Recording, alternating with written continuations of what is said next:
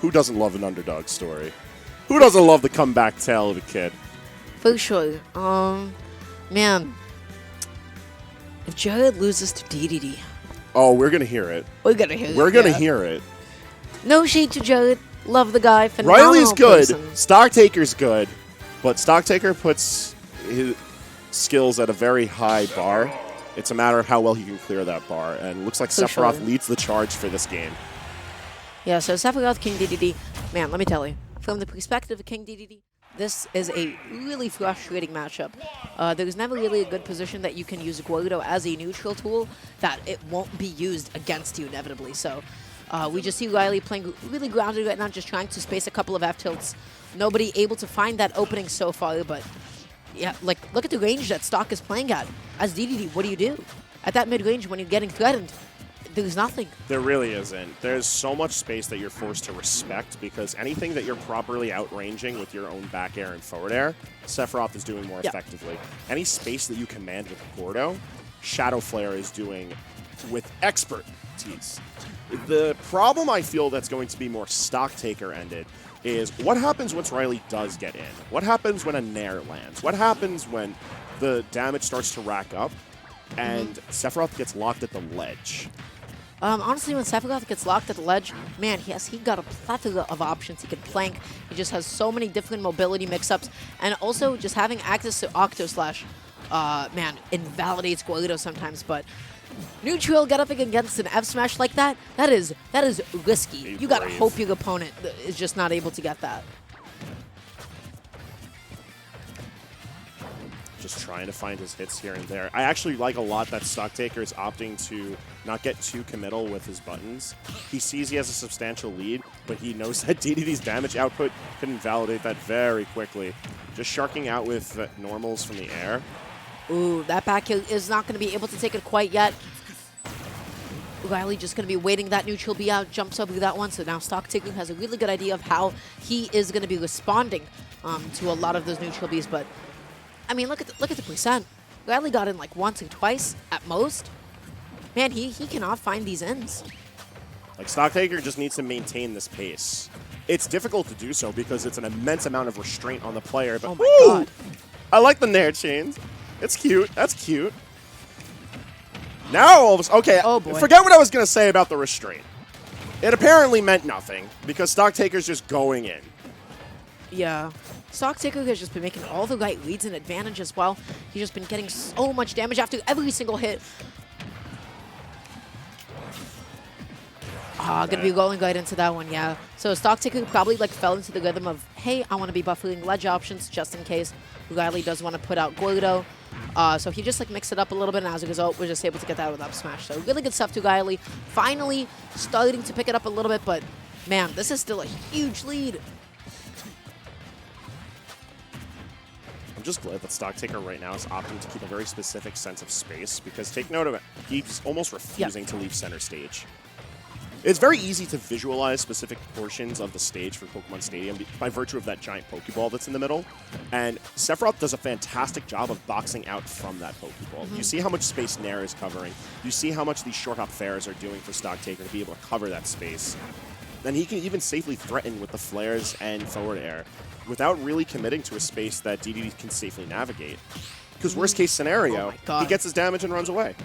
Now, I have to say, Riley has gotten such a good rhythm for a lot of Stocktakers falling areas. I feel like a lot of Tomahawks might be inbound right now, but man, the way that Stocktaker is spacing himself and positioning himself, I don't see him getting pressured. And I don't know how Riley should be doing that, because it just looks like everything that DeDeDe wants to do, Sephiroth is kind of able to play at that range and a little bit further back and do it a little bit better too. I feel like from an archetypical standpoint, Sephiroth is doing everything that DeDeDe wants to accomplish, but at its peak. He's keeping a distance. He's threatening. That is DeDeDe in peak form, baby. An anime boy. Oh, where's the jab? Where's the Shadow Flare? Oh, I'm waiting for the Sephiroth to just pop off, but Stocktaker's restraint is actually working out super well for him. Like, he went a little hard in the paint for the second stock, but it worked very well for him. Yeah. He's not pressing anything that he doesn't need to right now. He's only pressing like what he knows is true, or even if it's not true, hey, it's going to be safe on shield at this position. So I feel like he just hasn't committed to anything too hard, but man, DeDeDe is suffering. But just like that, Riley is going to be able to clean up that stock with an up tilt. Going to be looking for a lot of those low percent combo starters, so falling neutral air, a lot of inhale mix-ups, but again, just not finding it. Very defensive play from Stocktaker is just working so well. And I think this just goes to showcase that, like, even though Riley is making really good decisions with his character, there are just certain fallings behind your character, and the limited amount of approach options are really hurting him in this game one. Yeah, just going to be looking for a way to find that landing, but Stocktaker just keeps on calling them out every single time. Riley just going to be sitting in shield, so scared. Hitting him into his own Gordo, just about anything can take it, but yo, when that's a DeDeDe with rage, oh, he's hitting hard if Riley hits. Okay. He's just not getting his opportunity to do so. Roll in, covered plenty by forward tilt. Game one going to Stocktaker in very impressive fashion. Pretty sure no up would have killed at 54% with DeDeDe at Maybe 200%. Maybe off of a platform. That'd have been really funny. Stocktaker would have been Omega tight. I don't think that would have been funny. That would have. I think. I don't know. Listen, man. Someone would be laughing. It might have been you. I don't know if it would have been me. Listen, man, sometimes you just gotta stop and smell the roses with this game. I feel like this game can be really funny sometimes, so you just gotta really appreciate all the beauty, and maybe things that aren't so beautiful with it. But yeah, I feel like a lot of this game, man, Riley was just struggling to get in. Stocktaker Sephiroth just keeping him out. He was spacing him out. He was playing at a really effective range for himself, shutting down Gordo. Yeah, he was in command of it the whole time. It's just a hard matchup. Yep. That's really how it goes, is that certain matchups are just going to be not undoable, but they really do highlight how your options are limited. Although, speaking of limiting options, Riley taking the initiative here by limiting where Stocktaker is going to be able to control space with the FD pick. Oh, just like that already, 41% onto the board, able to get the grab into the up Gordo. That was kind of cool. That was cute. Very Duck Hunt-esque handoff. Yo, tech chasing with side B like that looks like the truth. That is not okay. All right. Just to be clear for a moment, Shadow Flare is actually my favorite projectile in this entire game. I think it does the most. For no reason, but it's so cool. The amount of lockdown, the amount of damage it has, the amount of sheer pressure by its very existence. Oh my god, Stocktaker just going to be keeping Riley in the corner and just going to be keeping him off stage again. This is tough. How do you fight your way out of this? Slowly. Slowly. Carefully. Yeah. Without getting frustrated. I think that's the hardest part. Riley has to just fight from behind so often. And I have to say, I really like the fact that Stocktaker is just not opting to force a kill right now. His priority is, hey, I'm just going to keep on hitting you off stage until you push him a little bit too far. That's why it's really hard for Stocktaker to really push the initiative here, because if he gets just a little messy, look how quickly the tables can turn.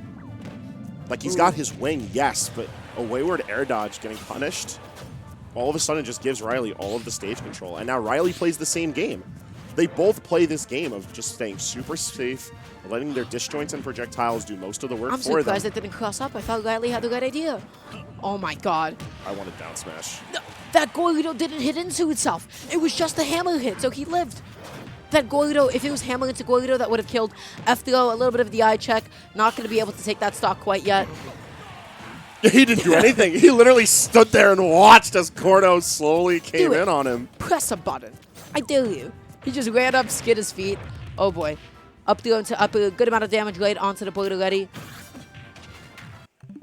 Oh, Mamma Mia.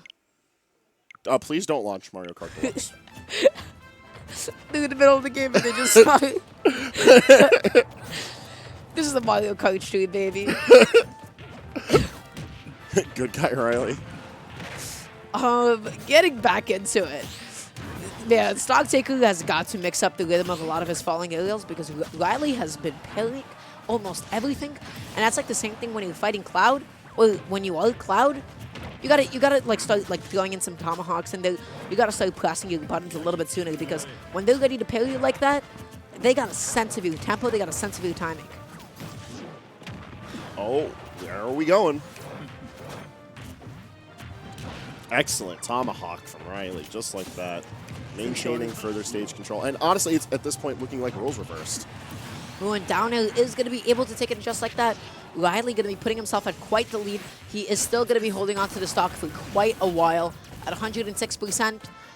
Man, DeDeDe has got, if he has anything, it's survivability. Yes, ma'am.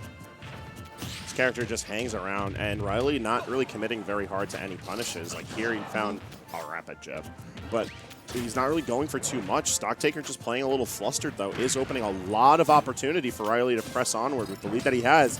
Scintilla, though, going to explode the Penguin. DeDeDe exploded. He was gone. But that was such a good idea from Stock. He was so confident that Riley's just going to keep on pressing all these aggressive buttons at ledge. Not going to really try to sit and shield and react. That's also the first Scintilla I've seen all game. Man, I wasn't ready for it. Yeah, no, very good on Stocktaker, holding off on utilizing it, especially given how... Ew. That was from the foot? Something along those lines, yeah. That up tilt's weird, but very reliable. He just swings his head. And he swings his everything. Regardless, that game, too, going pretty handedly to Riley. I think that was expertly played and just showcased that whoever manages to take that center stage, force the momentum in their own favor first, is able to dominate for this game. Also, I feel like Riley caught on to a lot of Stocktaker's falling aerials. When he started pilling like that, he wasn't worried too much about shield pressure. He was able to reposition himself and sometimes even punish him. And that's how he found a lot of his openings. So I really want to see Stocktaker not always swing, maybe a couple more like empty hops. Just really just started throwing in mix-ups instead of always landing aggressively. I think the pressure that Shadow Flare offers might be the ticket for allowing Stocktaker to battle a little bit more aggressively and safely. I think that might be the ticket as far as maintaining pressure on Riley, because he can't just wait for Riley's approach the entire time. Yeah. Although small battlefield does open a lot of avenues for him to aggressively control space. Sephiroth's aerials and projectiles cover this space immaculately, especially if you're able to control center stage well. Riley's just playing so patiently. He is not busy forcing himself out of the corner. He is double jumping, he is multi-jumping, he is stalling until he sees Stocktaker press the button or maybe put himself somewhere he really shouldn't be, and that's how he finds his opening. He's not running in, he's not rushing in, he is pacing this so gently. There are two options in specific that I'm surprised have not been utilized by both players. For one, Riley has not been really in a position to inhale any projectile pressure from Stocktaker, and Stocktaker not really utilizing a lot of falling up air nor up tilt to punish Riley's more vertical approaches, which I find very interesting. Yeah. And I also don't really like that. That's a DeDeDe ledge trap. That's a DeDeDe ledge trap. Keeps on rolling, yo! Yeah, and Riley is catching on and starting to get those punishes. A beautiful parry punish, by the way. And just like that, Riley has Stocktaker in the corner, going to be re-grabbing the ledge, gets the up tilt, but surprisingly no follow-up. Usually you'd see like an up hit. Sephiroth is oddly tricky to lock down, especially on this kind of a stage. So I kind of like the low commitment from Riley. DeDeDe is not the kind of character that really favors bold options like that. Like if he gets just a little messy, things get disastrous for Riley very quickly. Speaking of, a total reversal at the ledge puts Stocktaker in an opportunity to make real good use of that one wing. Okay, Stocktaker going to be finally finding that grab, setting up into a tech chase. Really not expecting Riley to miss that tech, though. The way that he timed his option was definitely for him to be able to land it. So kind of throwing him off his rhythm there for just a second.